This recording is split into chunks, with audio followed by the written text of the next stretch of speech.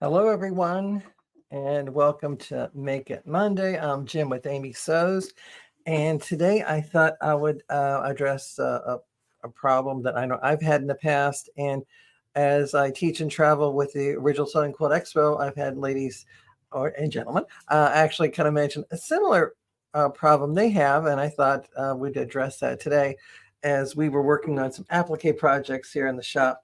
And one of them being is that when you're working with a fabric that you want to apply a fusible web, one of those paperback ones, to the back of the fabric before we cut our applique out, which a lot of us have done, is the fact that not everybody has access to all the different types of fusible paperback applique sheets that are available out there, and or possibly to, they could be cost inhibitive, etc., whatever.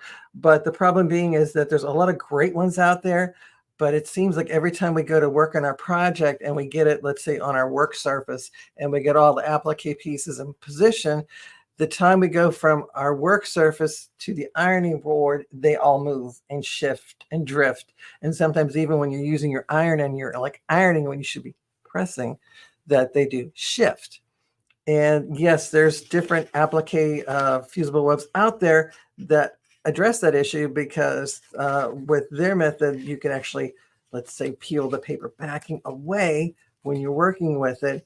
And that releases the one side of the fusible web that's actually a little tacky that you could then go and press it, finger press it to your towel, your pillow top, your quilt project that you're working on.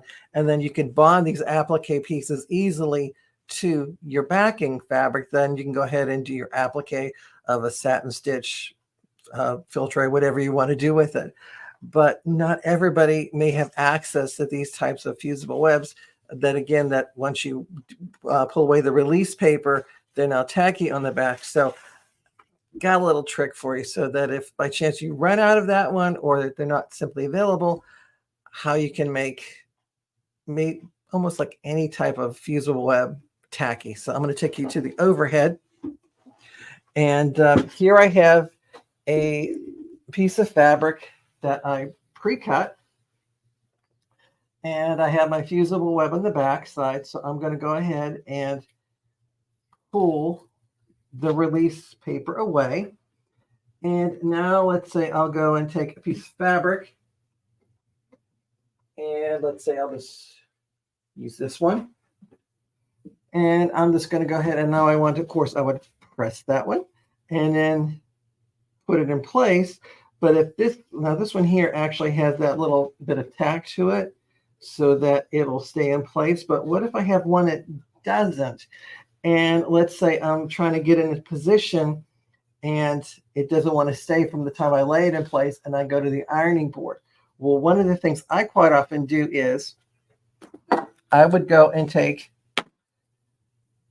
a piece of scrap paper, whether it's like from a printer, using printer paper, or any kind of scrap, or even cardboard, whatever, that I may have lying around. I'll take it and lay my applique piece face down on my scrap paper. Then I'll take any kind of temporary spray adhesive and lightly mist it so it gets a little tacky on the backside.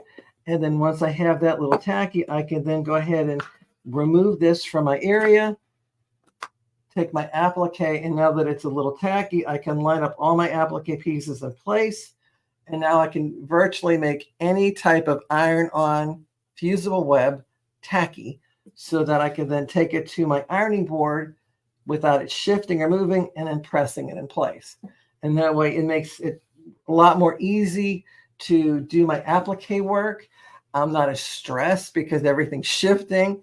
And again, because it's now slightly tacky, as if I had gotten the ones that are like that, I can then move it around and get it positioned wherever I want to, and then fuse it in place.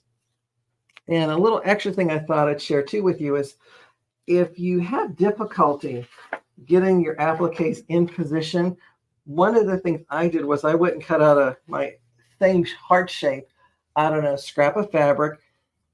I can then take this piece of paper, and this is actually a piece of cardstock, and I can actually draw all my settings on here.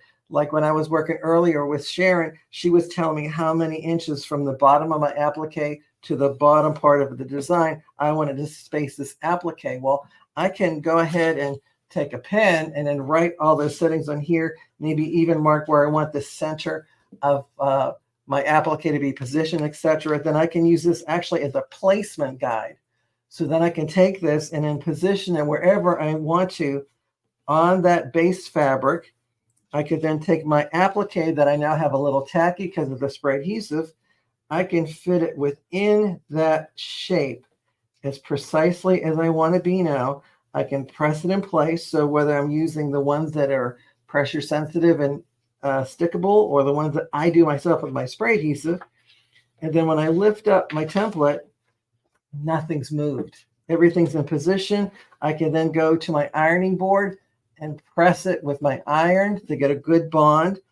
And then when I'm done, I can go right ahead to my sewing machine and do my satin stitch, my heirloom applique, my pointy pre, whatever kind of stitch I would like to use to permanently affix the applique to my project, so that way it makes my sewing that much easier and simpler to do. So hopefully that gave you a little help with a project you may be working on now or in the future, whether it even be applique or even doing a shirt pocket, because quite often I've done that method too, where I've used a little bit of spray adhesive just to tack it in place before I went to the machine and sewed it in place.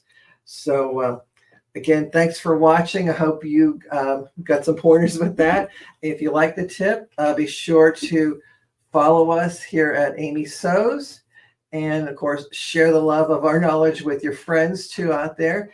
And if you're in the area of Harmony, Pennsylvania, we'd love you to stop by the shop, Amy Bachman Sew and Quilt. We'd love to see you in person. Of course, we do have our subscription boxes that we do our bi-monthly serger box and our scan and cut box. And of course, Sharon has her incredible machine app and hand applique tea towel of the month that you're welcome to climb aboard on. And we also now offer that with machine embroidery. And be sure to stop by or even check out our website. And if you're out and about on the road like I am soon, I also teach with the Original Sew and Quilt Expo. So go to sewingexpo.com and get my schedule there, and hopefully I'll see you in class. And as we always say here at Make It Monday, remember, the more you know, the more you sew. Take care, and we'll see you next time.